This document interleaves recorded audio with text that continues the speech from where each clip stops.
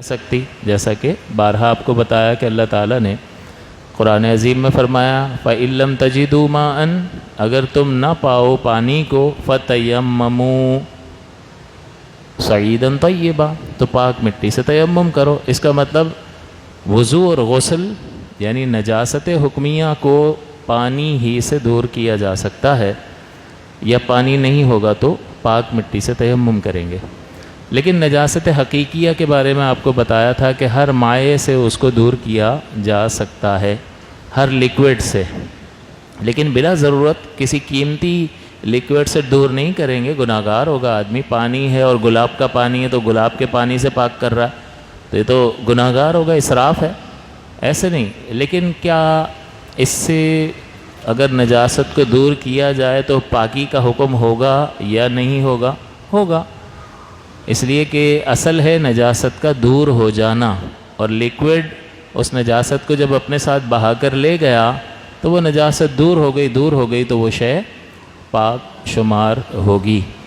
تو نجاست حکمیہ کو تو صرف پانی ہی سے دور کر سکتے ہیں، اور نجاست حقیقیہ کو پانی اور ہر مائع سے دور کیا جا سکتا ہے۔ اور آپ کو یہ بھی بتایا تھا کہ ہر چیز میں دھونے سے پاک ہو یہ ضروری نہیں ہے، بعض چیزیں صاف کر کے بھی نجاست کا اصل کیا ہے؟ نجاست کے اثر کو ختم کر دینا۔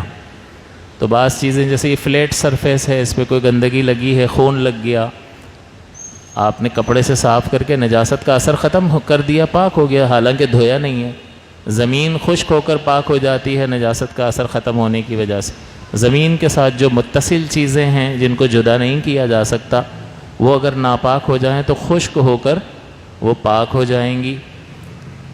تو اس کا مطلب یہ ہوا کہ پانی سے بھی پاک کرتے ہیں، خشک ہو کر بھی پاک ہو جاتی ہیں، دھو کر بھی پاک کیا جا سکتا ہے۔ اب جو میں نے آپ کو بتایا تھا کہ مختلف قسم کے پانی ہیں، ان پانیوں کو پاک کرنے کا طریقہ کیا ہے؟ تو اللہ تعالیٰ نے تو پاک پانی اتارا ہے، انزلنا من السماء ماء طہورا، کہ ہم نے نازل کیا آسمان سے پاک کرنے والے پانی کو۔ اب آسمان سے جو اترا ہے اس کی خوبی کیا ہے؟ سب سے پہلے اس کا نام ہے پانی، دوسرا رقت ہے اس کی صفت، وہ پتلا ہے، تیسرا ہے سیلان، اس میں بہنے کی صلاحیت ہے، چوتھا ہے اس میں کوئی نجاست نہیں ملی، یعنی نجاست حکمیہ نہیں ملی ہے۔ اگر نجاست حکمیہ مل جائے تو وہ پانی مستعمل کہلاتا ہے، اور دوسرا کوئی نجاست حقیقی بھی نہیں ملی۔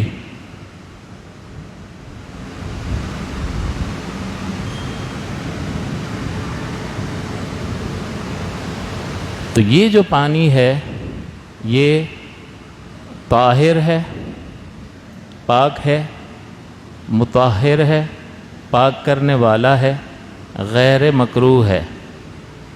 یہ ہم نے پانیوں کی 5 جب قسمیں سمجھی تھیں اس میں اس کا بیان گزر چکا ہے۔ تو اب دیکھیں پانی، اب کسی نے پانی میں دودھ ملا دیا، اب دودھ اتنا ملا دیا کہ وہ سارا سفید سفید ہو گیا، تو اب آپ اس کو پانی پکارو گے؟ نہیں، تو پانی کا نام ختم ہو جائے گا تو پھر وہ وضو اور غسل کے قابل نہیں رہے گا۔ پانی کی بالٹی تھی، اس میں روح افزا ڈال دیا، روح افزا کا رنگ اس پر غالب آ گیا، سرخ سرخ ہو گیا، اب اس کا نام پانی ہے، لہٰذا اس سے وضو اور غسل کر سکیں گے؟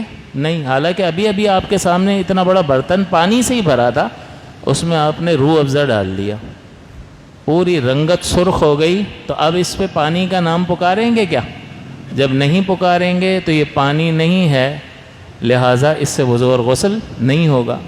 کوئی پاک چیز مل گئی جس کی وجہ سے وہ گاڑھا ہو گیا، اس کا پتلا پن اور بہنے کی صلاحیت ختم ہو گئی، تب بھی اس سے وضو اور غسل نہیں کیا جا سکتا ہے۔ آپ نے کوئی سبزی ڈالی برتن میں اور ابال لیا اس کو، اور اس کے ابلنے کی وجہ سے وہ پانی گاڑھا ہو گیا، تو اب پانی تو اس کو کہہ رہے ہیں لیکن وہ اپنی اصل صفت پر برقرار نہیں ہے، نہ رقیق ہے، نہ اس میں بہنے کی صلاحیت ہے، گاڑھا گاڑھا ہو گیا۔ تو اب پاک تو ہے کیونکہ آپ نے اس میں سبزی ڈالی ہے، پاک سبزی ڈالی ہے، اس کو ابال لیا ہے، تو اب اس سے وضو اور غسل.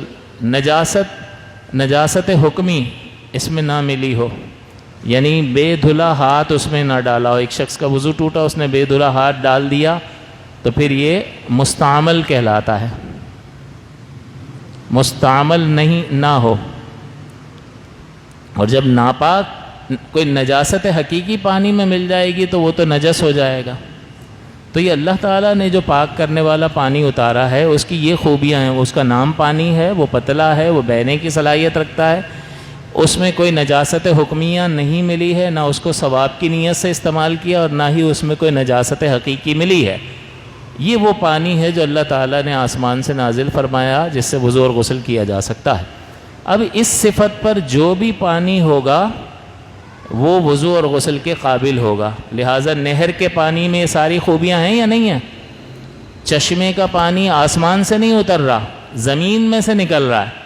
اللہ نے تو فرمایا انزلنا من السماء ماء طہورا، ہم نے آسمان سے پاک کرنے والا پانی اتارا ہے. تو اس سے تو یہ معلوم ہوتا ہے کہ بس بارش کا پانی ہے اس سے وضو اور غسل ہو سکتا ہے، باقی سے نہیں ہو سکتا. لیکن ایسا نہیں ہے، اس پانی کو دیکھیں گے کہ اس میں کیا کیا خوبیاں ہیں.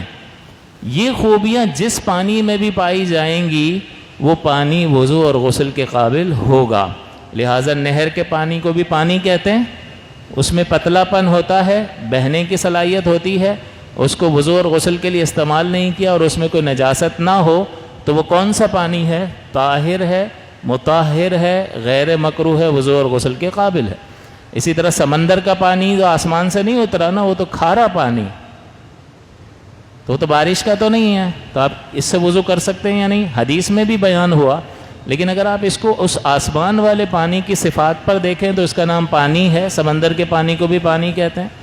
وہ پتلا بھی ہے، بہنے کی صلاحیت بھی رکھتا ہے اور وہ مستعمل تو ہوتا ہی نہیں ہے اور اس میں کوئی نجاست بھی نہیں ملی ہوئی. لہٰذا طاہر ہے، پاک ہے، مطہر ہے اور پاک کرنے والا ہے اور غیر مکروہ ہے. تو یہ اب نہر کا پانی، چشمے کا پانی، سمندر کا پانی، اولے سے پگھلا ہوا پانی، برف سے پگھلا ہوا پانی، چشمے کا پانی، یہ سارے کے سارے پانی وضو اور غسل کے قابل ہیں. ان سے وضو اور غسل کیا جا سکتا ہے. اب اگر پانی جو ہے اس میں نجاست حکمیہ مل جائے تو وہ پانی مستعمل ہو جاتا ہے. اب مستعمل پانی جو ہے اس کو کیسے پاک کیا جائے؟ کیا اس کو وضو اور غسل کے قابل بنایا جا سکتا ہے یا نہیں؟ تو بنایا جا سکتا ہے. تو دیکھیں، مستعمل پانی کو پاک کرنا، اس کو کس طرح سے پاک کیا جا سکتا ہے؟ تو اس میں جو چیز ملی ہے، اب ہم نے ہاتھ ڈال دیا تو وہ مستعمل ہو گیا، تو اب کوئی نجاست کا اثر، رنگ بو تو نہیں ہے، کچھ بھی نہیں ہے، پانی کی طرح پانی ہی ہے. تو اب اس میں مقدار کا اعتبار ہوتا ہے. جتنا بالٹی میں یا برتن میں مستعمل پانی ہے، آپ اس سے زیادہ اس میں پاک پانی ملا دو غیر مستعمل تو یہ وضو اور غسل کے قابل ہو جائے گا. یہ والا مستعمل جو ہے یہ پاک تو ہے لیکن طاہر ہے، غیر مطہر ہے، اور ہمیں اس کو کیا کرنا ہے؟ اس مطہر بنانا ہے، پاک کرنے کی صلاحیت پیدا ہو جائے. تو اس میں وزن کا اعتبار ہوتا ہے.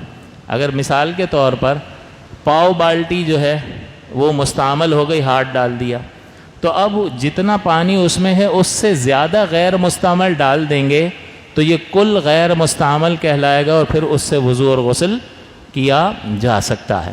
لیکن ایسا ہو کہ بھئی بہت زیادہ بالٹی میں پانی بھرا ہوا ہے، تھوڑا سا ہی کم تھا اور ہاتھ ڈال دیا، اب کیا کریں؟ اب تو اس میں اس سے زیادہ پانی تو نہیں آ سکتا نا، تو اس کو جاری کرنے سے پاک ہو جائے گا کہ آپ اس میں پانی ڈالتے رہیں، جیسے ہی بھر کے پانی گرنا شروع ہو جائے تو وہ جاری ہو گیا. جب جاری ہو گیا تو وہ غیر مستعمل ہو گیا، یعنی مطہر ہو گیا. تو دو طریقے ہو گئے کہ ایک پانی موجود ہے، اس میں آپ نے اس سے زیادہ پانی ڈال دیا مستعمل میں، غیر مستعمل، تو وضو غسل کے قابل ہو گیا. اور ایک یہ کہ زیادہ پانی تھا اور آپ نے اس کو اور پانی اس میں ڈال کر اس کو بہا دیا، جاری کر دیا، تب بھی وہ وضو اور غسل کے قابل ہو جائے گا. ایک اور بات اس میں ہے کہ اگر کسی مقام پر پانی کی بہت شدید قلت ہو، کمی ہو، اور بلڈنگ کا جو ٹینک ہے اس میں بے دھلا ہاتھ کسی نے ڈال دیا، اب پانی نہیں ہے تو کیا کریں؟ اس کو کس طرح، اس میں مزید پانی ہی نہیں ہے کہ اس میں ڈالیں اور جاری کریں، اور اس سے وضو اور غسل بھی کرنا ہے، ضرورت ہے تو کیا کریں؟ تو جب ایسا مسئلہ ہو کہ پورا ٹینک ہی مستعمل ہو گیا، وضو اور غسل کے قابل نہ رہا، بے دھلا ہاتھ اس میں ڈال دیا، اور پانی کی شدید قلت ہے کہ مزید اس میں پانی ڈال کر اس کو بہایا نہیں جا سکتا، یا اس سے زیادہ اس میں پانی ڈال کے اس کو پاک نہیں کیا جا سکتا، یعنی پاک کرنے کے قابل نہیں بنایا جا سکتا ہے، تو اب کیا کیا جائے گا؟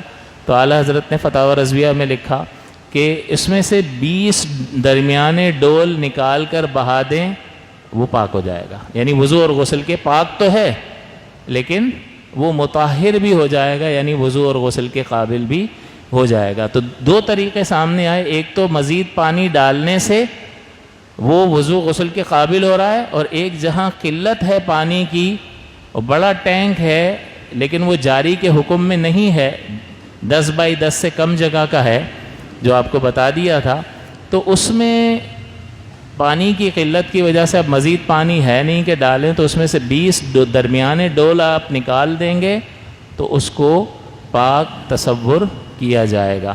تو یہ کبھی ایسا ہو کہ برتن میں آپ کا ہاتھ ڈل جائے، بے احتیاطی کی وجہ سے آپ نے سائڈ سے اٹھایا اور انگوٹھا پانی میں چلا گیا، تو اب یہ پانی مستعمل ہو گیا، تو اب اس کو پھینکیں گے نہیں بلکہ اس کو وضو غسل کے قابل آپ بنا سکتے ہیں، مزید اس میں پانی ڈال کر اس کو بہا دیں، یا جتنا اس میں تھا اس سے زیادہ غیر مستعمل پانی ڈال دیں تو یہ وضو اور غسل کے قابل ہو جائے گا۔ ایک بات تو یہ ہو گئی۔ دوسرا، جو پانی ناپاک ہو گیا جس میں نجاست حقیقیہ مل گئی ہے، اس کو پاک کیا جا سکتا ہے تو بالکل کر سکتے ہیں۔ ناپاک پانی کو پاک کرنا، ناپاک پانی کو پاک کرنے کے لیے ہمیں یہ دیکھنا ہوگا کہ اس میں جو نجاست ملی ہے وہ کون سی ہے، وہ ٹھوس ہے یا کوئی لیکوڈ ہے، مائع ہے۔ پانی میں کوئی ٹھوس نجاست ملی ہے یا لیکوڈ ہے۔ ٹھوس مانے کتا مر گیا پانی میں، دوسرا کسی نے پیشاب کر دیا پانی میں، تو یہ دو الگ الگ نجاستیں ہیں نا۔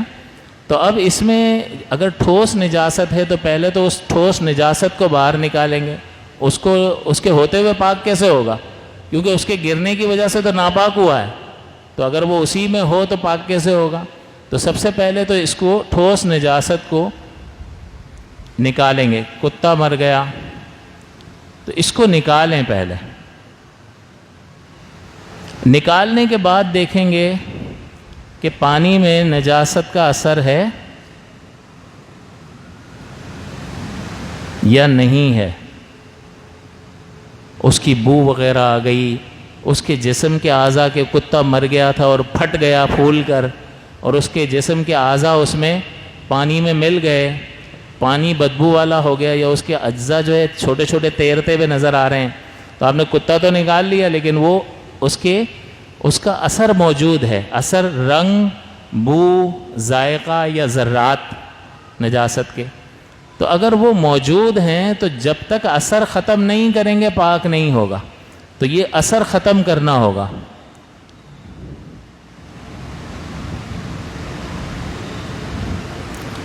اثر ختم کرنا ہوگا، یعنی اس میں اتنا پانی ڈالیں، اس کو جاری کریں کہ ایک طرف سے پانی آئے اور دوسری طرف سے بہتا چلا جائے، کہ یہ نجاست جو ہے وہ بہہ جائے، اور پانی سے جو بو ہے پانی میں یا نجاست کی جو رنگت ہے وہ نجاست کا اثر بالکل ختم ہو جائے تو وہ پاک ہو جائے گا۔ تو اگر پانی میں نجاست ملی ہے، ٹھوس نجاست ہے، تو پہلے اس کو نکالیں اور پھر پانی کو دیکھیں کہ نجاست کا اس میں اثر ہے یا نہیں ہے۔ تو نجاست کا اگر اثر ہے تو جب تک نجاست کا اثر ختم نہیں ہے کریں گے پاکی کا حکم نہیں ہوگا، لہٰذا اس میں اتنا پانی ڈال کے بہانا ہوگا کہ نجاست کی پھر تھوڑا تھوڑا بہاتے چلے جائیں اور پھر چکھ کے دیکھیں، سونگھ کر دیکھیں، جب تک یہ اثرات ہوں گے تب تک وہ ناپاک ہوگا، اور جیسے ہی اثر ختم ہو جائے گا تو پاک ہو جائے گا۔ دوسرا ہے کہ آپ نے مرا ہوا کتا نکال لیا، اس کا کوئی اثر نہیں ہے پانی میں، نہ پانی کا ذائقہ بدلا ہے، نہ اس کی رنگت میں کوئی تبدیلی آئی ہے، تو بس اس کو تھوڑا سا بہا دیں، جاری کر دیں اس کو، کہ ایک طرف سے پانی ڈالیں اور دوسری طرف سے بہہ کر چلا جائے تو وہ پاک ہو جائے گا۔ تو یہاں پر کیا کنڈیشن تھی؟ دونوں جگہ پہ اس کتے کو تو نکال دیا، پھر اثر تھا تو اتنا پانی بہایا کہ اثر بھی ختم ہو جائے، اور اگر اثر نہیں تھا، کتا گر گیا، اس کو نکال دیا، لیکن پانی پہ اتنا کوئی خاص فرق نہیں پڑا، تو اب اس پانی کو جاری کر دیں گے تو پاک ہو جائے گا۔ یہ ٹھہرے ہوئے پانی کی میں بات کر رہا ہوں، قلیل پانی کی۔ دوسرا نجاست کے یعنی پانی جو ٹھہرا ہوا قلیل پانی ہے، جو 10x10 کے جگہ سے کم میں ہے، اس کو ٹھہرا ہوا قلیل پانی کہتے ہیں۔ اس میں کسی نے پیشاب کر دیا تو نجاست ملتے ہی جو ہے وہ ناپاک ہو جائے گا۔ جب ناپاک ہو گیا تو اب یہ پاک کیسے کریں؟ تو یہ ٹھوس تو ہے نہیں، کوئی چیز گری تو نہیں ہے کہ اس کو نکال لیں، تو اس کا تو ضرورت نہیں ہے۔ اب یہ جو پیشاب کیا ہے اس کا اثر ہے یا نہیں ہے؟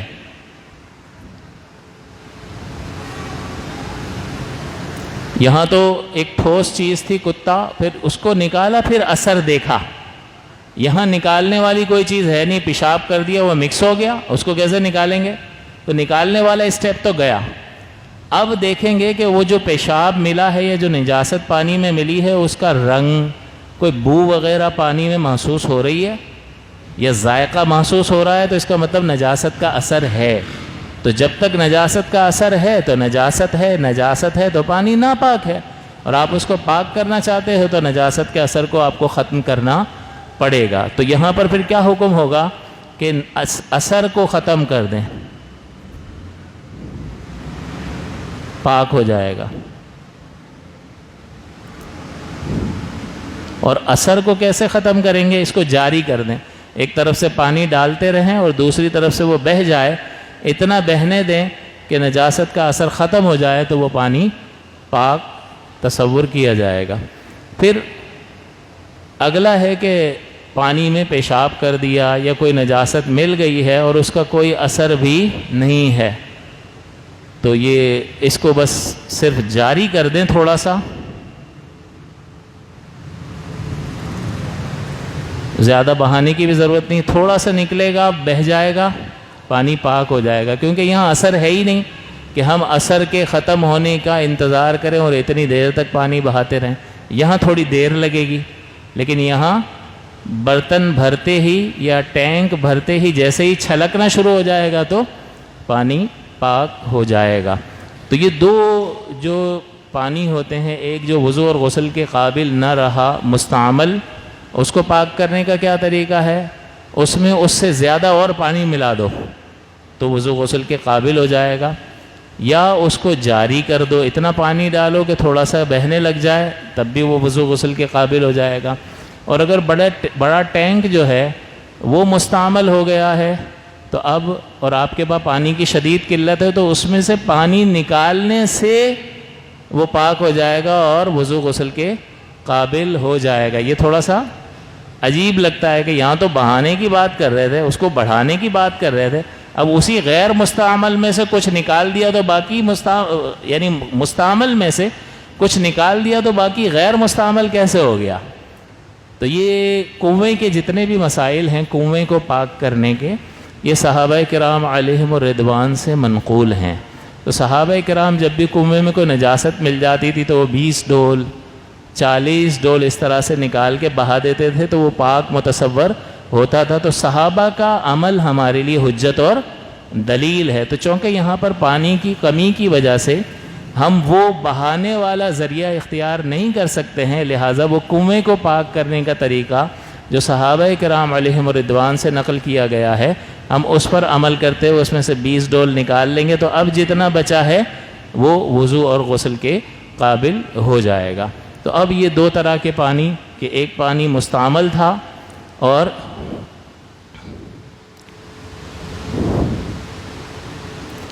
دوسرا جو ہے وہ نجس تھا، اس کو بھی ہم نے قابل استعمال بنا لیا اور اس کو بھی ہم نے قابل استعمال بنا لیا، دونوں کے طریقے مختلف ہیں۔ اس پر تھوڑا سا غور کریں گے اور ویڈیو اپلوڈ ہو جائے گی، تو آپ اس کو ایک دو بار ذرا دیکھیں، اپنی فیملی کو بٹھا کے ان کو بھی دکھائیں تاکہ وہ بھی یہ مسائل سیکھیں۔ اس کا سبب یہ ہے کہ آپ تو بڑی احتیاط کر لیں گے، سب کچھ کر لیں گے، لیکن ہوم منسٹر کپڑے کون دھوتا ہے؟ تو اس کو اگر یہ پانی کے مسائل نہیں پتہ ہوں گے تو پاک ناپاک سب بیڑا غرق۔ تو وہ جمعے بھی پڑھ رہا ہوگا تو ہو سکتا ہے کہ ناپاک کپڑے پہن کر پڑھ رہا ہو، کیونکہ مسائل اگر خواتین کو پتہ نہیں ہوں گے تو کپڑوں کی پاکی اور ناپاکی کا مسئلہ تو حل نہیں ہوگا، آپ چاہے کتنی احتیاطیں کر لو، کتنا ہی سیکھ لو۔ تو اس لیے گھر والوں کو بھی سکھانا ضروری ہے، تو ان کو بٹھائیں، یہ بہترین اپرچونٹی ہے، اور یہ نیا ہے، مسجد کے اندر کبھی اس طرح دیکھا نہیں ہوگا کسی نے، لیکن چلو آپ کی سہولت کے لیے تو آپ اس کو بار بار اس کو دیکھیں، وہاں جا کر اپنے گھر والوں کو دکھائیں۔ ایک چیز جب بار بار نگاہوں سے گزرتی ہے، سماعت سے ٹکراتی ہے، تو از خود یاد ہو جاتی ہے۔ اللہ تعالی ہمیں عمل کی توفیق عطا فرمائے، آمین۔ وآخر دعوانا الحمدللہ رب العالمین۔ اللہم صلی علی سیدنا و مولانا محمد معدن الجود والکرم وآلہ وصحبہ وسلم۔ اللہم ربنا تقبل منا انک انت السمیع العلیم وتب علینا یا مولانا انک انت التواب الرحیم ببرکۃ ان اللہ وملائکتہ یصلون علی النبی یا ایہا الذین آمنوا صلوا علیہ وسلموا تسلیما۔ اللہم صل علی سیدنا و مولانا محمد معدن الجود والکرم وآلہ وصحبہ وسلم۔